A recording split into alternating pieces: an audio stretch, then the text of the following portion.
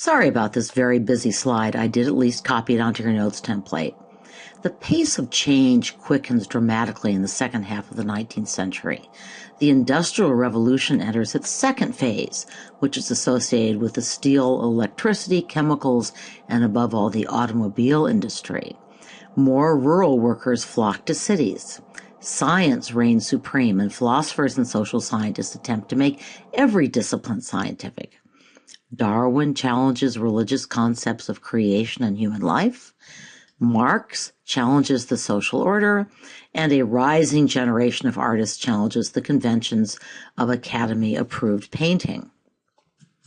Don't worry about knowing all of these modernist styles now. We are only going to talk about the first three of these movements in this unit. But I think now is a good time to explain that the term modernism, confusingly, is actually used to describe intellectual and artistic movements of the late 19th and early 20th centuries. Much of what we call modern art historians actually call postmodern art, or they pin it with a confusing array of labels that, alas, you will need to learn but in our next unit. So, have you been waiting for the next generation to turn on their artistic moms and dads? Here it comes. Those romantics. They were so sentimental. So much unnecessary drama. Sure, they tended to be engaged in current social issues. You think of the raft of the Medusa or the slave ship, but did they take to the barricades? Did they get their hands dirty? To the realists that succeeded them, the world of romantic artists was still, well, too pretty. Time for some gritty reality. Sometimes. As we'll see, one strand of realism, the Barbizon school, returned to what superficially seemed to be more romantic landscape paintings, with the realist innovation that artists actually painted outdoors, or en plein air, as the French described it. And they also attempted to capture color and light as the eye actually perceives it. Stay tuned. But first, the gritty side of realism. Courbet is credited with coining the term realism. He was an empiricist. Scientists and positivists, empiricists, believed that only truth was truth if it could be tested with an experiment or at least scientifically observed. Courbet likewise rejected the abstract, the visionary, the theoretical, the symbolic. For him, art was all about painting the world we live in, with all of its toil and poverty. The quote that's down below here is a very good description of realism and is exactly the kind of quote that the College Board loves to stick on the AP Art History exam. And by the way, they also love Courbet. So Stonebreakers is not a sentimental view of country life. This is hard, sweaty, backbreaking work. And notice how it's captured in dull browns and grays. This echoes a life with very few pleasures. Here's another painting by Courbet. It was based on an actual event, not an important historical event, but the burial of the artist's uncle back in his hometown. But despite the cross carried by what I would say is a rather bored-looking attendant, the scene is bleak and fundamentally unhopeful, certainly unheroic, and not, despite the subject matter, especially spiritual. Again, what do you notice about the colors?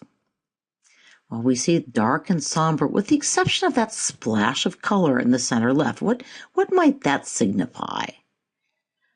Courbet's unsentimental realism bothered the Academy critics, so did what they saw as his crude application of paint, and many saw the fact that only the clergy were bright red as a not particularly veiled attack on the clergy, and it may very well have been.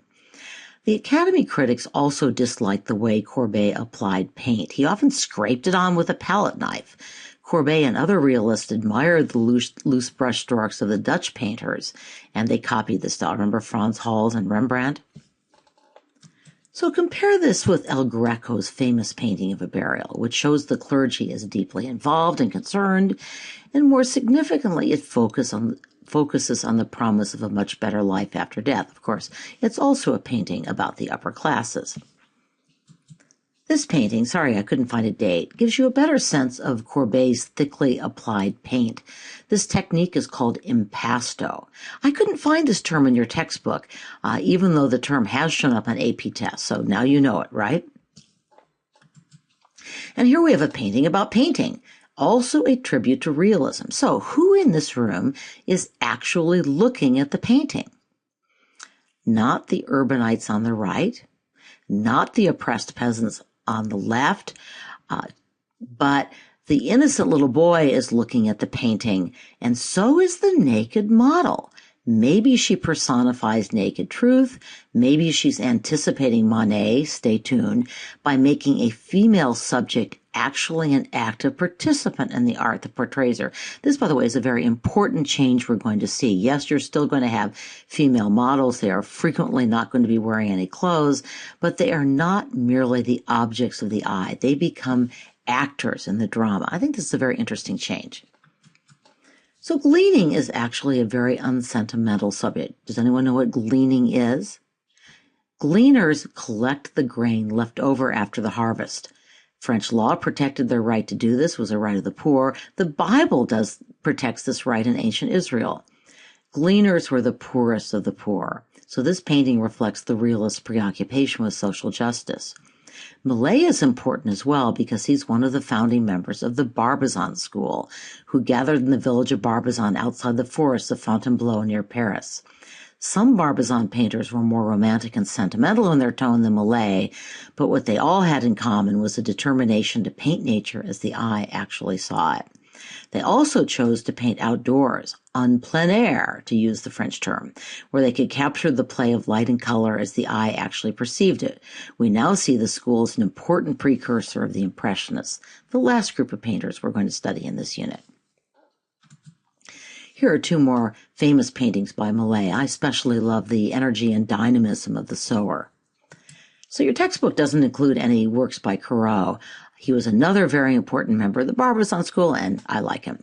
His paintings took a gentler, more sentimental view of the French countryside. He was also fascinated by the play of light on water. His work influenced the next generation of French artists in particular. Can you think of a French artist associated with pictures of light on water?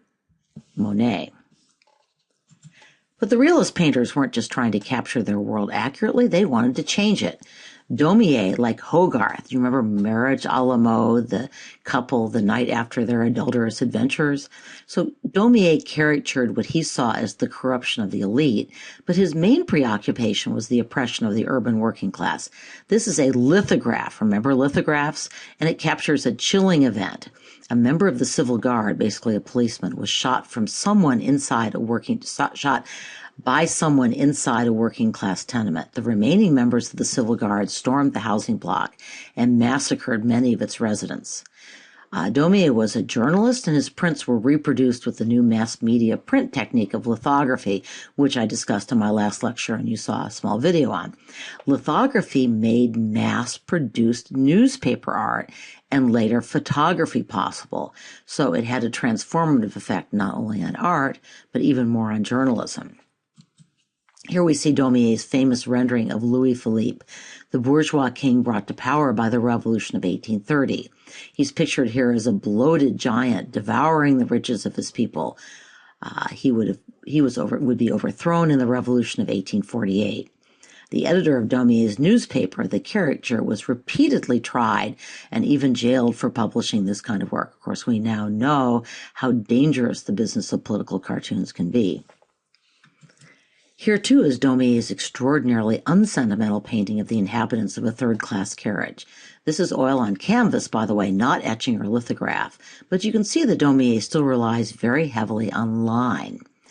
Daumier, in this and many of his works, employed what art historians call, or art analysts call, a head-on point of view.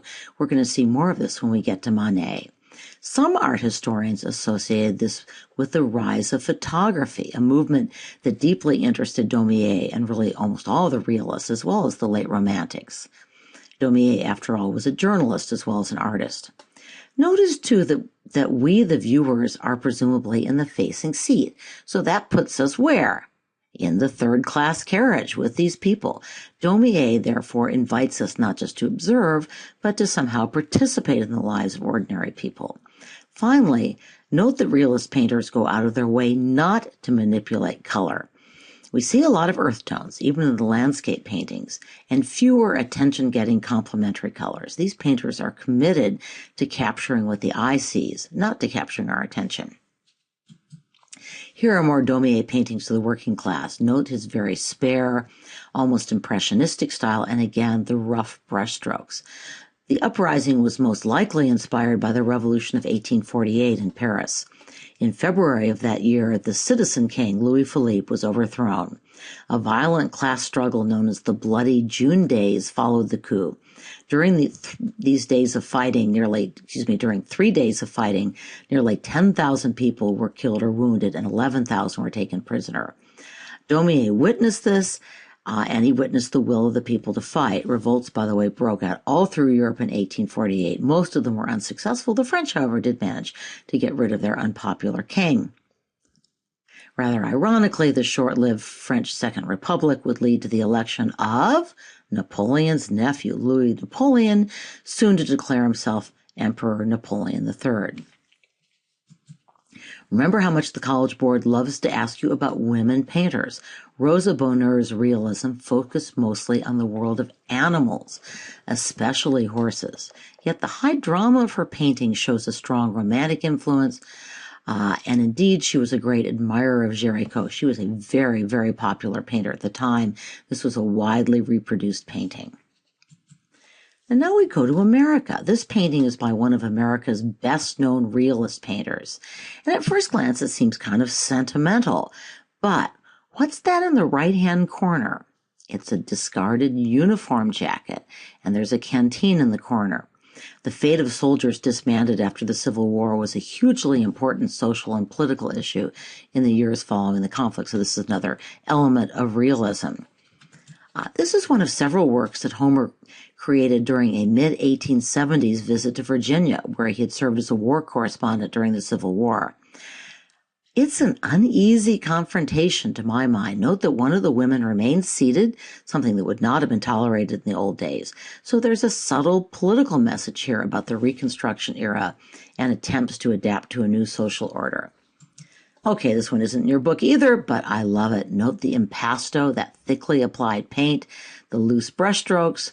We are getting closer to Impressionism. This is probably the most famous Winslow Homer painting, so I had to include it. He loved to paint the sea, and very few artists do it better. So Eakins is another very famous American realist and also very popular with the College Board. Interestingly, this painting was submitted to and rejected by the Philadelphia Centennial Exposition Art Selection Committee.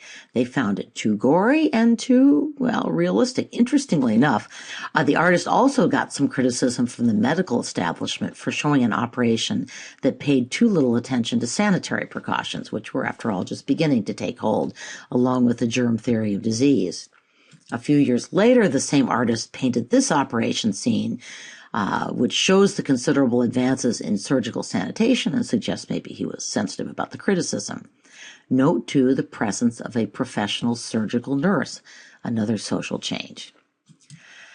I personally love John Singer Sargent's portraits, especially his portraits of women and children. Wish we had more time. If you like this, the Museum of Fine Arts in Boston has a spectacular collection of his paintings, and it's worth a visit. Now, this is an artist I didn't know, which was my loss, now rectified. Tanner was the first African-American artist to earn international acclaim. He spent most of his working life in Paris, which at the time was a more welcome venue for a person of color. He was a student and protege of Thomas Eakins, whose paintings of operating rooms we just saw. This is Eakins' portrait of Tanner, and it's another good example of American realist portrait technique. I really like this portrait.